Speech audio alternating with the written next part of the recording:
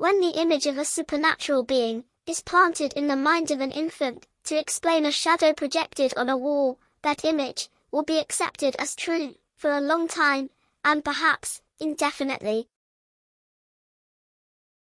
To that former infant, it becomes an unquestionable truth. Illusionists and prestidigitators often employ this method. Another characteristic that influences the creation of personal worlds is the assertion of truths as defense mechanisms, influence, or complicity.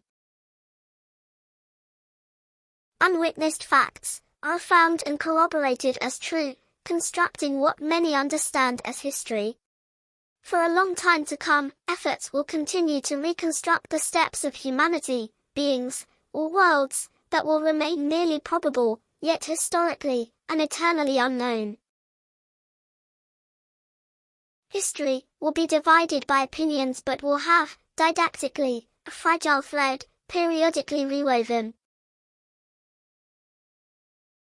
When historians seek to understand the history of humanity, beings, or worlds, even with external eyes, they are, at their core, seeking their own history, the model that shapes them. At times, the support for concepts and explanations in this unique universe comes from what is identified as teachings, seemingly derived from the experiences and information transmitted from a past, lived by ancestral or contemporary scholars. We praise contemporary culture and that of our ancestors. We honor those whom many call masters, revered as having shoulders of giants that uphold. It takes a bit of detachment, courage, and madness to observe a skillfully composed game. Describing someone who contributed and substantiated immense progress in social and scientific development almost definitively, without bowing to their apparent grandeur, is challenging. To cite any being as great in history, without questioning the object of their greatness, may seem natural, but to cast them as an accomplice in maintaining a wheel that doesn't spiral, but instead turns in an endless circle, strengthening and increasing the artificial environment, would be a condemnation to heresy, madness, and unforgivable.